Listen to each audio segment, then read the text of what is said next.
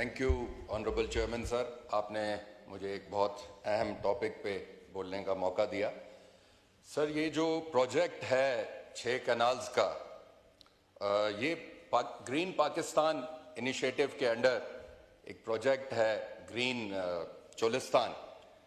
Sir, बज़ाहिर तो इसको हुकूमत देख रही है, बट उसके साथ साथ ये SIFC का प्रोजेक्ट है, स्पेशल इन्वेस्टमेंट फैसिलिटेशन काउंसिल। बज़ाहिर तो उसको हेड पाकिस्तान के वज़ीर आज़म कर रहे हैं, लेकिन उसके साथ साथ हमारा एक अहम दिफाई इदारा भी उस काउंसिल को लुक आफ्टर कर रहा है और देख रहा है। सर, उस इदारे की इन्वॉल्वमेंट से हमें एक सेंस ऑफ सिक्योरिटी महसूस होना चाहिए।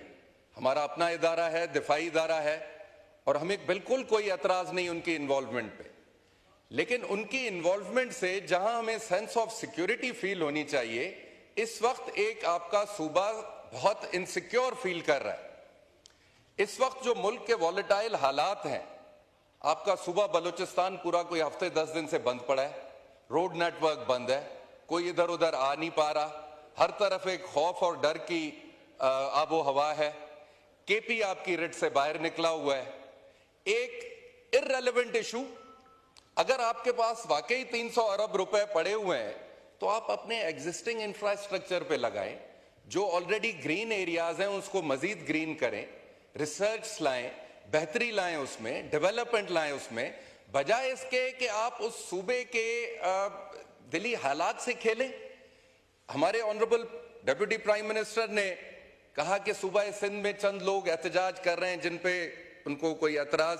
सर, चंद लोग नहीं एतराज कर रहे, इस वक्त पूरा सूबा सिंध एक एहतजाज की सूरत में है।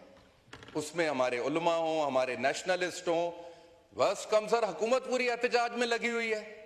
अब ये एक क्लियर कट मैसेज है पूरे मुल्क को, उन इदारों को जो इन प्रोजेक्ट्स को लुक आफ्टर कर रहे हैं, देख रहे हैं कि एक सिक्योरिटी के माहौल में आप सबको इनसिक्योर क्यों कर रहे हैं। एक सूबा जो खामोश बैठा है, जहां पे एक प्रो पाकिस्तान लहर चल रही है, वहां आके आप उस सूबे को एक इंस्टिगेट कर रहे हैं कि वो भी एक नए हालात लेकर एक झंडा लेके खड़ा हो जाए। ये कौन कर रहा है? ये आपके इक़दामात कर रहे हैं। मेहरबानी करके वहां के स्टेक होल्डर्स को ऑन बोर्ड लें। हम ऑनरेबल डेप्यूटी प्राइम मिनिस्टर की स्टेटमेंट से मुतमईन नहीं है।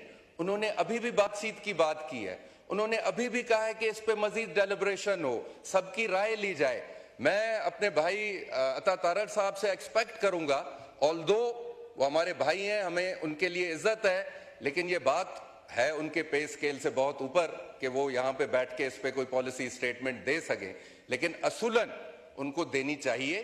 और क्लियर कट एक डिमांड है एक सूबे की कि आप CCI की जो कंसर्न्ड इदारा है उनकी एक मीटिंग बुलाएं और इस इशू को यहीं पे किल करें, इधर करें या उधर करें और खत्म करें।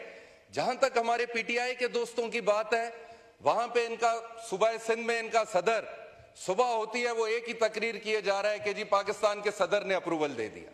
उस बेचारे को यही नहीं पता कि अथॉरिटी कौन है इस प्रोजेक्ट की अप्रूवल देने की और किसने देना है। आज उनकी सीरियसनेस यहां नजर आ गई कि उनको ऐसी किसी चीज में इंटरेस्ट नहीं है जो मुल्क के लिए कोई बेहतरी के लिए काम कर रही हो। मुझे MQM के दोस्तों की तकरीरों पे भी कुछ ऑब्जेक्शन जरूर हैं, क्योंकि मुझे उनकी तकरीरों से समझ नहीं आया कि वो कैनाल्स को सपोर्ट कर रहे हैं या रिजेक्ट कर रहे हैं, तो मेहरबानी करके वो भी थोड़ा वाज़ेह कर दें।